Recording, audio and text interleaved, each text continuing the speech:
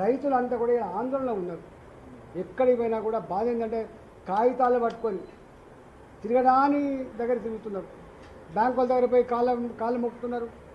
రాజకీయ నాయకుల దగ్గరకు వస్తున్నారు. ఏమవుతుందో ఇవాళ తెలంగాణ పల్లెల్లో రైతాంగానికి కంటి మీద కునుకు లేకుండా ఇవాళ ఎవరికైతే రుణమాఫీ కాలేదో ఆందోళనతో తిరుగుతూ ఉన్నారు. వాళ్ళు బాధపడుతున్నారు. కళ్ళ ముందు వాళ్ళకి వచ్చే నాకు రాకపోయింది. దీనికి మళ్ళీ అసలు కథ ఏంటంటే కేసీఆర్ ఆనాడు రైతు బంధు పేరిట 5,000 రూపాయలు క్రాప్ ఇచ్చేది. అంటే 2 క్రాప్లు కూడా 10,000 రూపాయలు.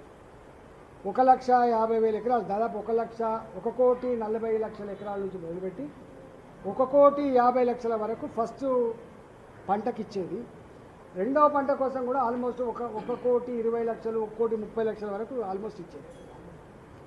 రెండు కలిస్తే 2,80,00,000 మంది ఫార్మర్లకు 2,80,00,000 ఎకరాలకి వాళ్ళు రైతు బంధు ఇచ్చారు.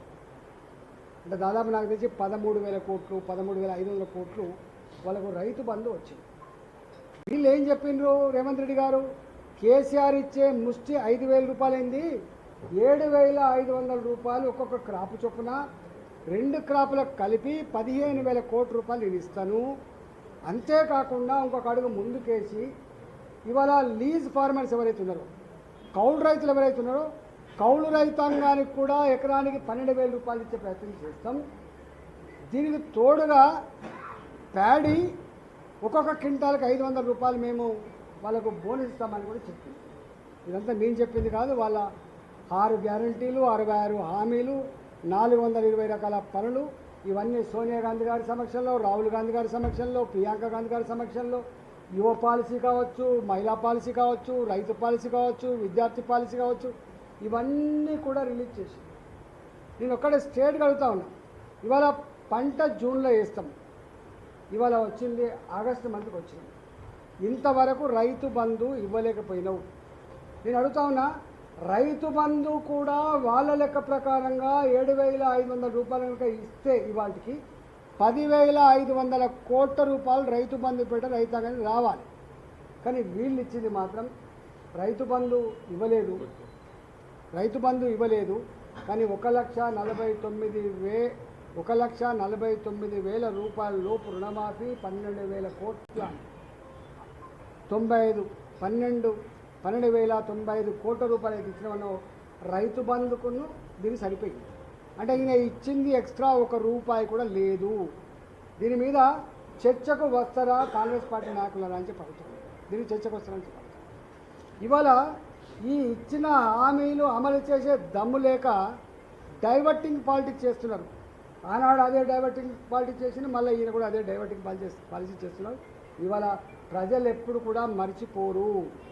ఇవాళ ఏ గ్రామానికి పోయినా నా 2,500 రూపాయల మా మహిళలకు ఇచ్చే వృత్తి గౌరవ వేతనం ఎప్పుడు వస్తుందని చెప్పి వాళ్ళు ఎదురు చూస్తున్నారు. ఏ గ్రామానికి పోయినా కూడా ఇలా పెన్షన్ పొందే వాళ్ళు 4,000 రూపాయల పెన్షన్ ఎప్పుడు వస్తుందని చెప్పి వాళ్ళు చూస్తున్నారు. ఏ గ్రామానికి పోయినా హ్యాండిక్యాప్డ్ వాళ్ళు 6,000 రూపాయల పెన్షన్ కోసం వాళ్ళు ఎదురు చూస్తున్నారు. ఏ కాలేజీ అమ్మాయిని అడిగినా కూడా నాకు స్కూటీ ఎప్పుడు వస్తుందని చెప్పి వాళ్ళు ఎదురు చూస్తున్నారు. ఇట్లా ఏ హామీలు అయితే ఇచ్చిందో వాళ్ళందరూ కూడా ఎదురు చూస్తున్నారు. వీళ్ళు అనుకుంటున్నట్టుగా మర్చిపోయే ప్రసక్తి లేదు. నీవు పేపర్లను మేనేజ్ చేసి, టీవీలను మేనేజ్ చేసి, ఇవాళ పతాక శీర్షికలలో తాటికాయలంత అక్షరాలతోటి నువ్వు సంబరాలు జరుపుకున్నటువంటి అవన్నీ కూడా వేస్తే రైతాంగానికి కడుపు నిండట్లేదు. రైతాంగానికి ఇవాళ నువ్వేదో గొప్ప చేస్తున్నట్టు ఫీలింగ్ లేదు. కాబట్టి నేను స్ట్రేట్గా అడుగుతా ఉన్నా, మీరు ఆనాడు మేనిఫెస్టోలో రాసుకున్న ప్రకారంగా రైతాంగానికి 4 హామీలు ఇచ్చిండ్రు. 1వ హామీ అన్కండిషనల్గా మీరు ఆనాడు ఏదైతే చెప్పిందో రైతాంగానికి 2 లక్షల రూపాయల లోపు రుణమాఫీ చేయమని చెప్పి డిమాండ్ చేస్తున్నాం. 2వ డిమాండ్ చేస్తున్నాం, రైతాంగానికి కౌలు రైతాంగానికి, రైతులకేమో 15,000 రూపాయల ఎకరానికి, కౌలు రైతాంగానికేమో 12,000 రూపాయలు బేషరతుగా వాళ్ళకు ఈ ఫస్ట్ పంట కింద ఇవ్వాలని చెప్పి డిమాండ్ చేస్తున్నాము. నంబర్ 3 ఇవాళ సన్న వడ్లు, దొడ్డు వడ్లు ఇట్లాంటివి కాకుండా వడ్లకు 500 రూపాయల బోనస్ ఇవ్వాలని చెప్పి నేను డిమాండ్ చేస్తున్నా.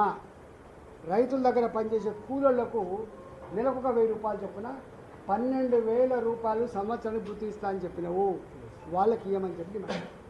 ఈ 4 డిమాండ్లు ఇలా నేను మళ్ళీ చెప్తున్నా. మీకు ఆనాడు కేసీఆర్ మీద కసితో, కేసీఆర్ మీద కోపంతో మిమ్మల్ని చూసో మీ గొప్పతనం చూసో ఓట్లేలే, వాడిని ఓడగొట్టాలి కాబట్టి ఓట్లేసింది తప్ప అది మర్చిపోకు. మీరు ఇలా మోసం కనుక చేస్తే నువ్వు ఎంతో దూరం పోవు. ఇవాళ నీకు అధికారం కట్టబెట్టింది 5 ఏళ్ళ కోసం. ఇప్పటికే 8 నెలలు గడిచిపోయింది. 8 నెలలు గడిచిపోయింది. ఇంకొక 4 సంవత్సరాలు అన్నది. మీరు కనుక ఇట్లనే తాత్సారం చేసి